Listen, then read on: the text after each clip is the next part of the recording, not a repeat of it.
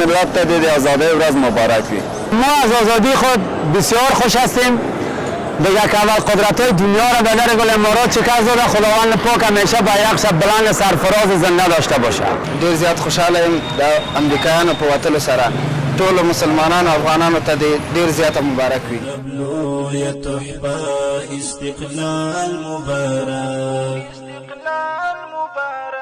ازادي مبارک خپلواکي مبارک. افغانستان مظلوم ولس ته دغه مبارکي وایم چې امریکایان له دغه وطن نه په خپل قوت او په زور په خپل مټ کړي دي. ټولو هېوادوالو ته موږ د امریکایانو د وتلو مبارکي ورکړو.